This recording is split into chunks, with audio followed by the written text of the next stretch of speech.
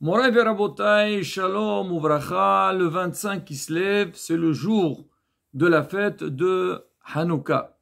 La fête de Hanouka est une fête très particulière et très différente que toutes les fêtes qu'Am Israël commémore tout le long de l'année. On sait très bien qu'en général, alors les fêtes, on dit Yom Tov, c'est comme un Shabbat, c'est un petit Shabbat. La Torah même, elle dit qu'il n'y a pas de différence entre les jours de Yom Tov à Shabbat. La seule chose, ou disons, parmi les choses qu'on appelle, mais surtout le jour de Yom Tov, c'est le Inyan de préparer à manger, donc tout ce qui est lié avec la nourriture.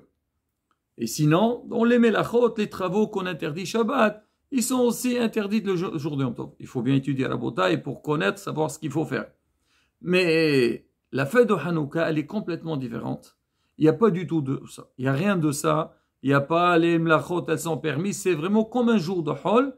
Mais malgré tout, la loi, la halacha, nous demande de faire beaucoup de choses. Même, le Sha'aruch, il dit, voilà, je commence avec cette halacha, il dit, on sait très bien que quand on fait un jour de fête, bien sûr, il y a les prières et tout, mais on dit que les jours de fête, une des grandes mitzvot de la fête, c'est Wissa Mahta Behaggecha.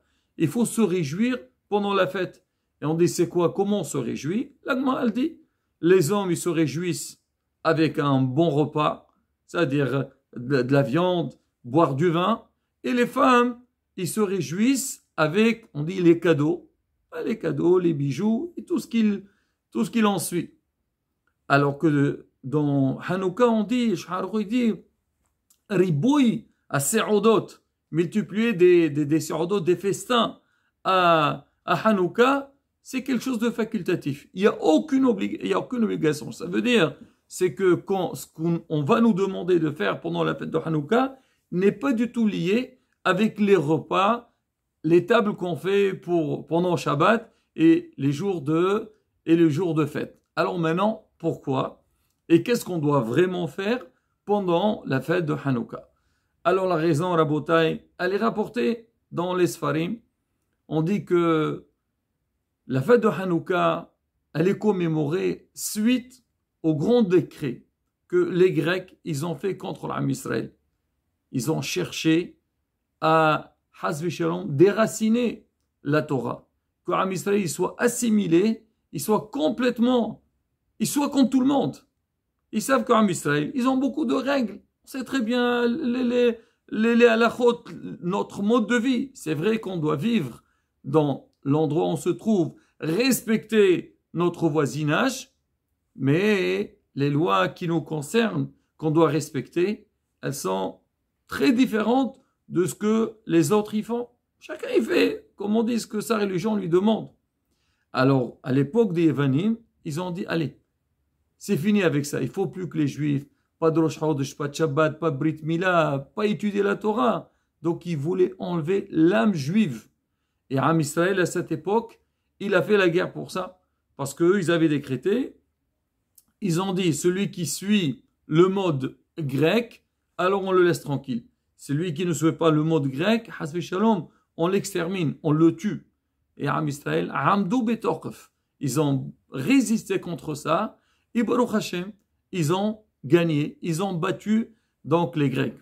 Mais le pire, c'est quoi? C'est que ces Rechaim, les Grecs, alors c'est pas seulement ils ont forcé, ils ont essayé d'obliger le peuple d'Israël de délaisser sa Torah, mais ils sont partis plus loin, ils sont arrivés jusqu'au Beth Amikdash et ils ont rendu impurs donc tous les ustensiles de Beth Amikdash, tous les huiles qu'on allumait dans le Beth Amikdash. Et justement, quand Am Israël, ils ont fait la guerre, ils ont battu l'ennemi, ils ont voulu allumer la Hanoukia, pas la Hanoukia, la menorah du Beth Amikdash. Ils n'ont pas trouvé d'huile pure pour allumer. Et il y a eu un grand miracle qu'on a trouvé une fiole. Normalement, elle devait durer une journée, mais elle a duré 8 jours, le temps d'aller préparer une nouvelle huile pour pouvoir allumer donc tous les jours dans le Beth Amikdash. Donc nous, on commémore ce miracle. C'est que ça s'est passé le 25 qui se lève et ça a duré 8 jours, on commémore ça. Mais si on regarde bien la raison de on va dire de cet événement, c'est qu'on voulait toucher l'âme juive, on voulait déraciner Hasvi Shalom, donc la tradition de Ham Israël, et Baruch Hashem, on a eu un grand miracle et on a pu continuer tranquillement. Nous aussi aujourd'hui, quand on va commémorer cette fête de Hanouka, la première des choses à laquelle on doit faire attention, et en fait c'est ce qu'il dit le Shulchan Aruch, c'est surtout les Hallel ou l'Odat Akadosh Baruch Hu. C'est louer Akadosh Baruch Hu et le remercier pour tout le bien qu'il nous a fait. Alors qu'est-ce qu'on fait? On va allumer la bougie, on dit Mshon Pirsomanes pour publier les nes, tout le monde, qu'est-ce qu'il y a de spécial? On allume ces bougies pendant la fête de Hanouka. Ah oui, il y a un miracle avec, donc, avec l'huile, et ça c'est un rappel, et ça renforce notre émouna. Mais d'autre part, ce qu'on doit faire tout le temps, on doit remercier Hachem. C'est la raison pour laquelle, pendant la fête de Hanouka, tous les jours, on doit faire un Hallel Gamour. Les Gmor et Hallel, le faire en entier. Pourquoi? Parce qu'il faut chanter un maximum pour montrer à tout le monde. Regardez comment Hachem, il était avec nous, il nous a aidés, comment nous on s'est dévoués pour les mitzvot d'Akadosh Baruch Hu. Et là, il y a lieu de chanter et de se réjouir. Malgré tout, Rabotai, nos sages disent que même qu'il n'y a pas d'obligation de faire de Siyardot, c'est bien d'organiser. C'est ce qu'on voit aujourd'hui, Baruch Hashem. Partout dans le monde, aujourd'hui, la fête de Hanouka, elle est commémorée d'une manière très, très particulière. Déjà, elle se fête vers l'extérieur. On allume donc la Hanoukia, donc partout, tout le monde voit ça. Il y a une grande simha. Et même à l'intérieur de la maison, Rabotai, c'est rapporté, on verra Bezat Hashem. Donc les halachot, c'est que on doit marquer le coup que les enfants, donc ils remarquent qu'il y a quelque chose de particulier. Donc déjà, leur raconter l'histoire de Hanouka, ils vont voir, on va allumer la Hanoukia, mais derrière ça, Rabotai, la transmission, dire aux enfants, voilà, regardez ce qu'Hachem nous a fait dans le passé, Hachem il est toujours avec nous, et bien on aura tout le temps des miracles, et Am Israël, toujours Hay Ve'Qayam. Hachamim ils disent que malgré que c'est facultatif de faire des siyardot, mais il faut le faire.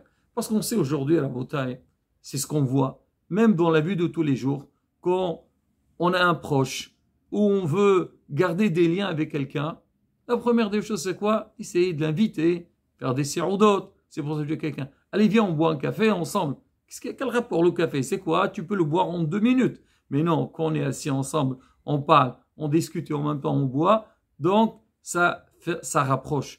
Nous aussi, à Israël, à travers les siyardot qu'on va faire, qu'on va organiser dans les synagogues, on va organiser même à la maison, Rabotai, ça va rapprocher le Am Israël. Ça va donner l'amour entre Am Israël pour déjà qu'on puisse nous rencontrer et transmettre. Il faut faire très attention. Des fois, les gens, ils font des siyardot, ils font des festins, mais Hachem Yishmor, derrière les festins, il y a beaucoup de choses qui sont contradictoires à la Torah. C'est pas vraiment ce que la Torah elle recherche.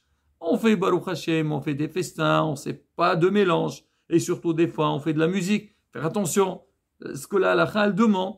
Donc, les hommes d'un côté, les femmes de l'autre côté. Chacun, comme on dit, il commémore donc cet événement, mais selon les lois de la Torah. Et surtout, Rabotai, le plus, c'est essayer d'intéresser nos frères juifs, nos enfants, les intéresser pour que eux, à travers donc cette mitzvah-là, à travers cet événement, ils vont avoir l'envie de continuer. Et pareil aussi, il y a beaucoup de gens, les pauvres, ils sont loin. Ils savent pas. Tu vas leur parler de Shabbat et tu dis, oh, Shabbat, c'est difficile. Quoi? Moi, je vais faire le Shabbat. J'ai jamais fait. Tu vas m'obliger de ne pas travailler et tout. C'est vrai, normalement, il ne doit pas travailler. Mais on va dire que certaines personnes, ils se sentent un petit peu différents de tout ça. Mais quand tu vas l'inviter pour vivre un moment de simha, tout le monde ensemble, on mange ensemble, et il y a des vrais Torah, donc ça peut réveiller les esprits. Et à travers ça, on va voir la beauté de la religion. C'est pas Hasbi Shalom, notre religion, c'est pas quelque chose, c'est pas une pression. Au contraire, on dit les chemins de la Torah, ils sont très agréables. Alors justement, quand les gens ils vont vivre ça, ils vont avoir envie encore de venir. D'accord, je viendrai, je ferai peut-être certaines choses que j'ai jamais fait dans ma vie, et à travers ça, j'aurai un goût pour continuer. Et justement, la bataille, donc cette fête-là, il faut la prendre en considération.